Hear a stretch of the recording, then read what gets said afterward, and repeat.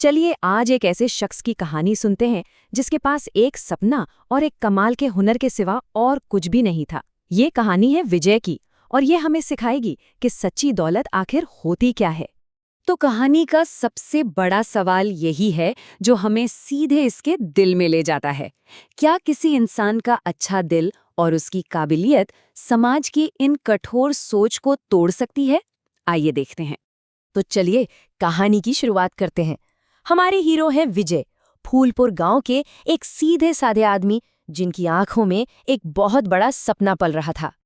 अब जरा विजय का हौसला तो देखिए। वो एक पुराने बेकार से लोहे के ड्रम से तंदूर बनाता है, लेकिन उसकी नजरों में वो कबाड़ नहीं बल्कि उसके भविष्य का, उसकी किस्मत का दरवाजा था। उसे पूरा भरोसा था कि उसका ये हुनर जरूर रंग लाएगा। लेकिन हर कहानी की तरह यहाँ भी एक मुश्किल थी, और ये मुश्किल घर पर ही थी। उसकी पत्नी प्रिया को लगता था कि ये सब फिजूल खर्ची है, वक्त और पैसे की बर्बादी। पर विजय को यकीन था कि यही तंदूर पैसों की बारिश करेगा। दांव पर बहुत कुछ लगा था। तो अब विजय अपना ठेला तो लगा लेता है, पर असलियत का सामना अब होना था। उसका हुनर अब समाज की कसौटी पर था। और फिर एक उम्मीद की किरण दिखाई देती है।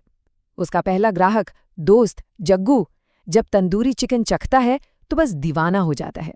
वो कहता है, विजय भाई, ये तो हाथों का नहीं, मसालों का जादू है। विजय का दिल खुश हो जाता है। पर यह खुशी ज्यादा देर टिकने वाली नहीं थी, क्योंकि एंट्री होती है हेमा मौसी की, गांव की एक जानी मानी औरत। वो सबके सामने विजय की और उसके तंदूर की बेइज्जती करती हैं और उसे वहां से हटवाने की धमकी तक दे देती हैं। और हेमा मौसी की बात का असर तो होना ही था। उनकी बातों ने ऐसी अफवाहें फैलाईं कि विजय के ठेले पर आना ही बंद हो गया। मतलब एक भी ग्राहक नहीं। विजय का सपना अब टूटता हुआ दिख रहा था। लेकिन कहते हैं ना, किस्मत का खेल।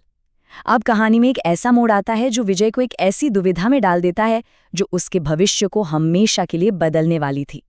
असली परीक्षा तो अब थी। हुआ ये कि हेमा मौसी पर एक बड़ी मुसीबत आ पड़ी। उनके घर शहर से बड़े खास मेहमान आ रहे थे और ठीक उसी वक्त उनके बावर्ची का हाथ टूट गया। अब तो उनकी इज्जत दांव पर लग गई थी। और अब विडंबना देखिए, पूरे गांव में सिर्फ एक ही इंसान था जो इतने कम समय में एक लाजवाब दावत बना सकता था, और वो था विजय। वही विजय जिसे उन्होंने बर्बाद करने की कोशिश की थी। तो अब सवाल ये था कि क्या विजय बदला लेगा? आखिर उसे सबके सामने बेइज्जत किया गया था। उसकी पत्नी प्रिया ने तो यहां तक कह दिया कि खाने में ज्यादा नमक डालकर बदला ले लो। अब विजय क्या करेगा? लेकिन विजय ने जो जवाब दिया वो दिखाता है कि उसका किरदार कितना बड़ा था। उसने कहा, खाना भगवान का रूप होता है, इसमें गुस्सा या बदला नहीं, सिर्फ प्यार मिलाते हैं। मतलब वो अपने काम को एक पूजा की तरह मानता था। तो चलिए देखते हैं कि कैसे विजय के हुनर और उसके अच्छे दिल ने उसे एक ऐसी जीत दिलाई जिसकी किसी ने उम्मीद नहीं की थी। और नतीजा? अरे दावत तो सुपर हिट हो गई। शहर से आए मेहमान खाने के ऐसे दीवाने हुए कि कहने लगे कि ऐसा खाना तो 5 स्टार होटल में भी नहीं मिलता।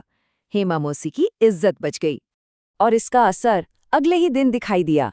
विजय के ठेले पर इतनी लंबी लाइन लगी थी कि देखने वाले देखते रह गए। उसके हुनर की बात अब पूरे गांव में आग की तरह फैल चुकी थी। उसकी दुनिया ही बदल गई थी। तो इस पूरी कहानी से हमें क्या सीखने को मिलता है? ये जो संघर्ष हुआ, इसका सबक क्या है? सच्ची दौलत आखिर है क्या? ये बात हेमा मौसी को भी समझ आ गई थी। उन्होंने विजय से माफी मांगी और जो कहा वो सच में दिल छू लेने वाला था। उन्होंने कहा, असली अमीर पैसे वाला नहीं बल्कि बड़े दिल वाला होता है, तुम्हारे जैसा। और उन्होंने सिर्फ बातें नहीं की, उन्होंने विजय को एक लिफाफा दिया जिसमें उसके छोटे से ठेले को एक पक्की दुकान में बदलने के लिए एडवांस पैसे थे। ये उसकी ईमानदारी का वो इनाम था जो उसकी जिंदगी बदलने वाला था। तो असली दौलत यही है ना? किसी इंसान की कीमत उसके पैसों या उसकी हैसियत से नहीं, बल्कि उसके हुनर, उसकी मेहनत और सबसे बढ़कर उसके दिल की नेकी से होती है। यही इस कहानी का सार है। ये कहानी खत्म होने पर एक सवाल छोड़ जाती है कि आज की दुनिया में जो अक्सर सिर्फ बाहरी चीजों को, दिखावे को देखती है, हम किसी के अंदर की अच्छाई को, उसके असली मूल्य को पहचानना कैसे याद रख सकते हैं? इस पर सोचिएगा जरूर।